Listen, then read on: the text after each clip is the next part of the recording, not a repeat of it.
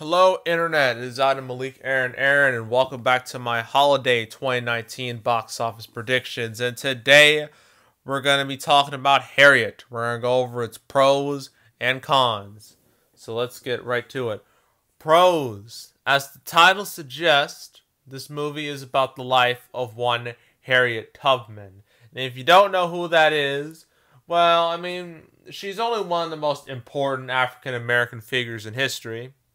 I mean, she only worked on the Underground Railroad, which helped free hundreds of slaves, and she famously never lost a passenger. Okay, that was me being a little sarcastic. Many of you already know who she is. You've probably heard her. You probably heard her at least once in your history class. You probably did like a paper on her or did like a presentation on her for Black History Month. You know who she is. I don't need to go into that much detail about her. I mean, her story is truly amazing and it's very inspiring. So obviously, it'd be prime to make a movie out of it. And I don't know if they made a movie about Harriet Tubman before. They probably did, and no one remembers. But now we got one in 2019. And so because, Harriet Tubman is such an important figure for a lot of, Black communities, I do think, the Black community will definitely show up to support this movie. Because they've shown up to plenty of these movies before, where it's about like an historical figure. I mean, look at Selma from like 2015 about Martin Luther King Jr. A decent amount of people showed up to see that. Not a whole lot, but a decent amount. And I think for Harriet, it'll be probably the same way. So that's one pro. Second pro is, well, the adult competition is not very hot right now. I mean, sure, there's Joker, but that's for a completely different audience. And Joker is like 5 weeks old, so eventually it's going to have to start, going down a little bit. And because of that, I think Harriet can definitely take over that adult market for at least maybe a week before, I don't know, Dr. Sleep comes out or 4V Ferrari comes out. Another pro is, well, the movie, unlike all the other movies coming out this weekend, this one actually has some positive buzz surrounding it. It has decent reviews, not amazing, not really awards worthy, because you just know this movie was, they made this movie to win some awards. You just know.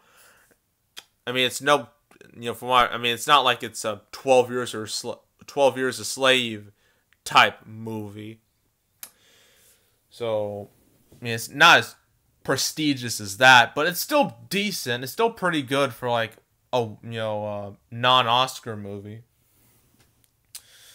But cons, well, this movie is relatively small. It's only opening around 2,000 theaters, which is not very wide in this day and age. And, granted, you don't need to open in a wide amount of theaters to get big box office. I mean, look at the Tyler Perry's movies. All of those opened around like 2,000. And all did pretty decent for themselves. Okay, well, a couple of them didn't do too good, but majority of them did. So you don't always need a large theater count to be successful. But, it could still hurt it a little bit. Second con is the lack of name talent. I mean, the person who's, playing Harriet Tubman, she's a relative unknown. That's just the truth. At least, I think. Let me look at her. Yeah.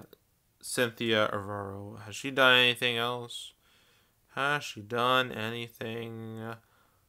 Let's look at those acting credits. Give me some.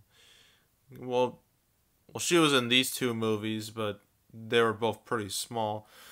It does. So, for a lot of people, this will be like, oh, I've never heard of her before. So that could be a bit of a problem. But you do have Janelle Monáe. Everyone remembers her from Hidden Figures, and that was a big hit. I forgot to mention that, Hidden Figures. But And that was a bit more, how would I say it? A bit more higher quality than Harriet.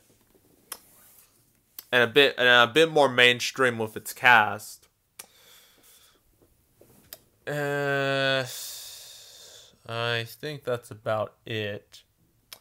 So overall, Harriet opening weekend. You know, originally this is gonna sound like a really bad comparison, but it's what I originally thought when I thought about Harriet. I thought it would make, I don't know, Birth of a Nation type money. Remember Birth of a Nation, like in 2016 with Nate Parker? You know, it got all this buzz, like from Sundance. It got sold for like $17.5 million. But then that whole, you know, news story came out about rape allegation, and it completely tanked the movie and its awards chances. Thankfully, none of that's happening with Harriet at all, so it doesn't have to worry about that. But originally, I thought Harriet would make, you know, because Birth of a Nation only opened around $7 million. I thought that'd be the same for Harriet.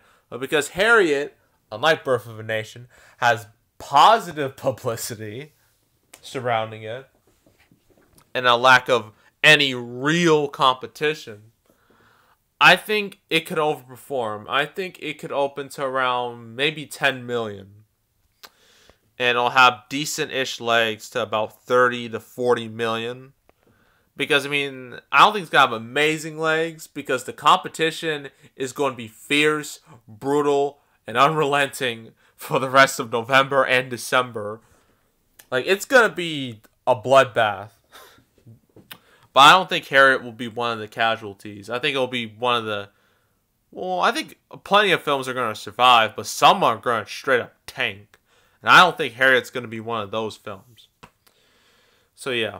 10 million opening weekend, about 30 to 40 million total. I think it's a decent total for Harriet. So that's my thoughts on Harriet. Next up, what we got?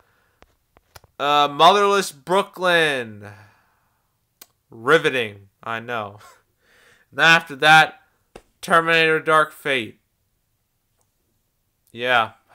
It's such a weak start to November. Like, what happened? If only Wonder Woman 1984 stuck to this release date, it wouldn't be so boring. But here we are. So yeah, that is all. Make sure to subscribe, like this video, leave a comment. If you want to go check out some previous playlists I've done. I've done Summer 2019. It's blockbusters and not blockbusters. I've done Fall 2019. Currently doing this with holidays. Still gotta do October recap. That's about it. So yeah, that is all, and I am out.